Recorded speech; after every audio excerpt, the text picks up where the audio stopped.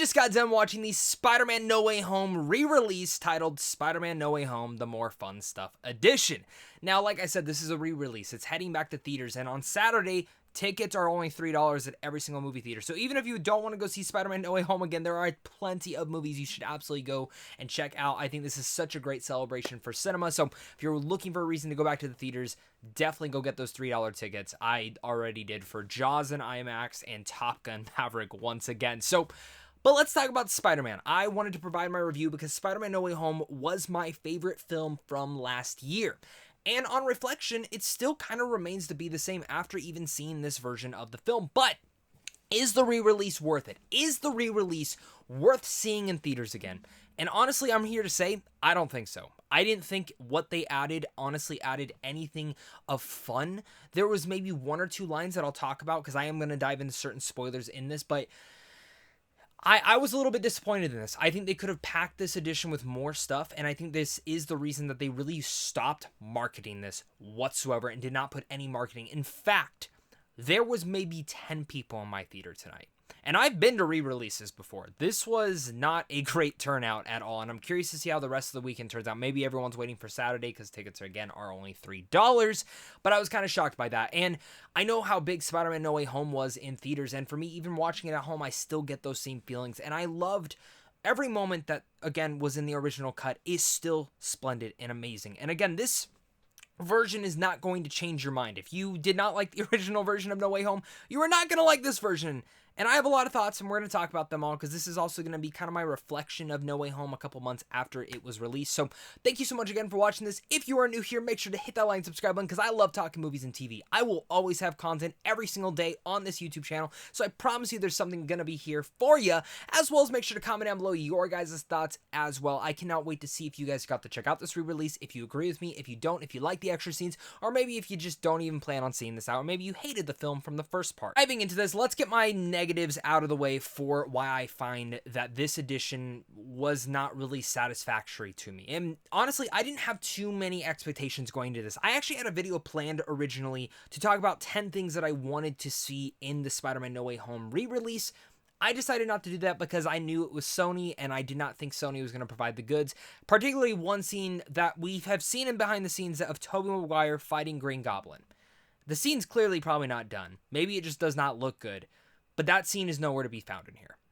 And I was truly disappointed in that. I think that is the one scene that I was looking forward to. Out of watching No Way Home, my only big nitpick I would say is how do you not have a scene between Willem Dafoe and Tobey Maguire either having a conversation or an actual badass fight scene? We got very minuscule stuff between them both, and I found that to be a little bit disappointing, and to see that the re-release, you bring this about, and this is supposed to be the more fun stuff edition, and there is fun things in here, but it doesn't add anything great to the movie. It didn't add anything that makes me go, this is better than the original. This is the cut that I need them to release on 4K. To be honest, if they never release any of this material online or on another separate Blu-ray, I will not care. I will not buy it.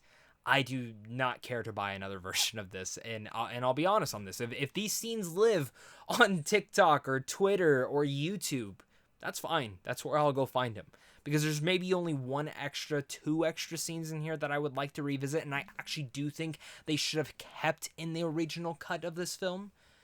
And that's about it. So, diving more into those negatives, really looking at the start of this film, and I took my fiance who loves No Way Home, and I took my friend who has never seen No Way Home. Now, he's not huge on superhero movies, but he told me walking out, he goes, dude, that first half was really boring. And I know, the first half is not the strongest part of this movie. I think it's enjoyable, and I like it. This time watching, and I've seen this movie 8, 9, 10 times, so I've enjoyed the first half. The first half this time was not great. They had a lot of dragged out scenes that really killed the pacing.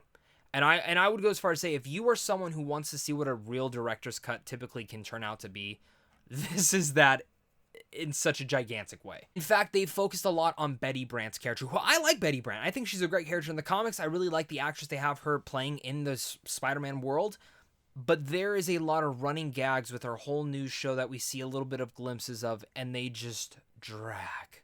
Some jokes are funny, but they go on way, way too long. And one of the most honestly better scenes that they show in here is Spider-Man going through about his days in school. That's some of the stuff I actually wish they would have included. But it wasn't even needed. That every scene they had in the beginning of this was not needed. In fact, every scene they had added back in here was not needed whatsoever. There's one that I just have like a biasness to that I'll talk about more in my pros, but a lot of it was just Betty Brant and more stuff within the school and a couple more dialogue scenes with the Daily Bugle, and even the scene with Tom Holland and his brother and him wrapping up his brother and arresting him as Spider-Man. That's it. Like, those are the scenes in the first half that really bog it down and drag down the pacing considerably. Even if it was like only adding 5, 6, 7 minutes, that was way too much. And I really found myself being dragged out to the point where I was like, good God, what are we doing here? And that sucks to say as someone who loves Spider-Man No Way Home. Those scenes were not needed. And, you know, again, the more fun stuff, were they fun? Sure. Were they funny? Sure, sometimes. But overall, it hurt the film. And that is one of the biggest things. This film is being marketed as a re-release, to go and see it back in theaters, because you want to go back and see this more fun stuff.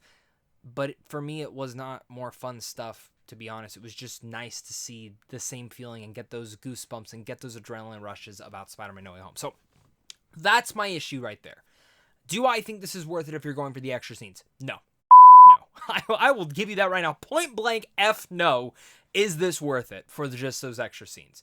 But if you're someone who wants to go see Spider-Man No Way Home once again in the theaters and really enjoy and get those same feelings that you had the first time you watched it around, you might think, yeah, this is dragging a little bit because of those early scenes, but it still contains all the amazing scenes. Now, I am going to talk spoilers, more about actually in detail.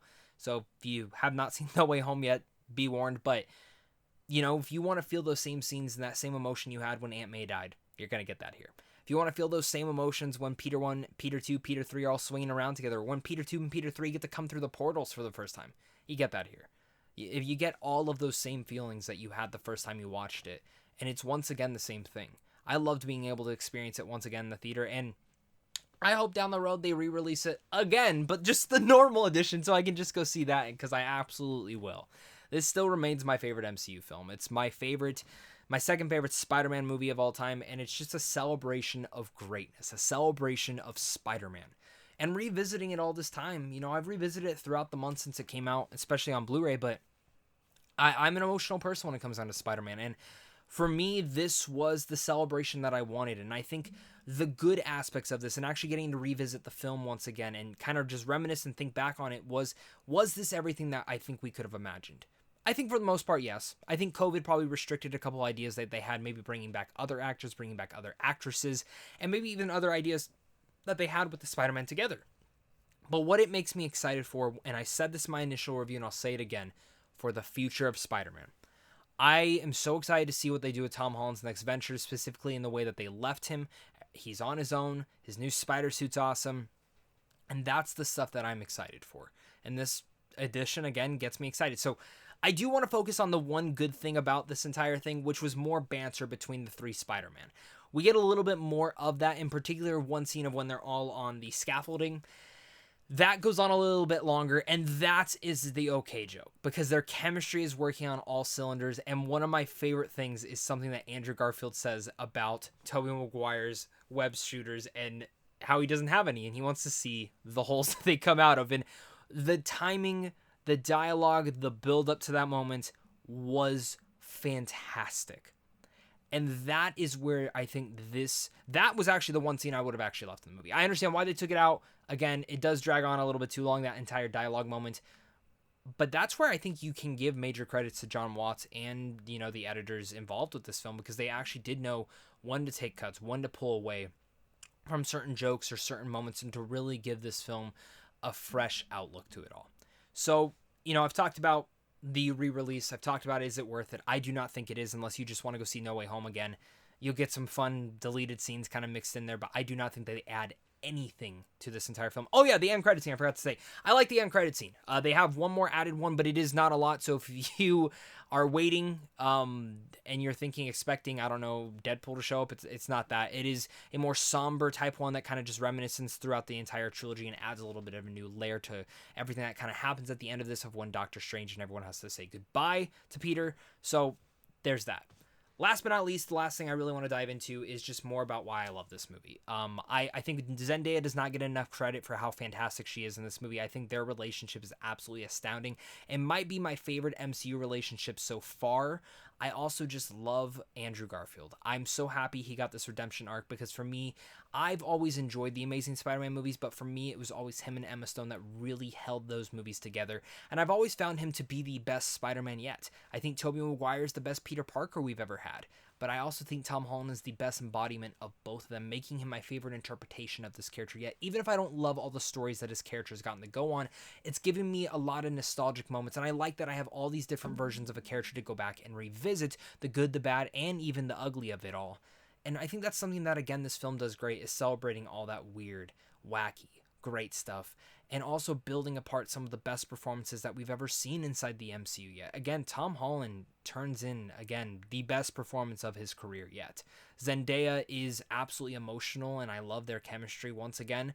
Andrew Garfield, Tobey Maguire are fantastic and fit right back into this role. Happy Hogan and Jon Favreau is actually really good in here. Linda Cardellini as Aunt May absolutely just nails it when she says, with great power comes great responsibility. That moment still kills me. Willem Dafoe, oh god, he's still frightening and awesome.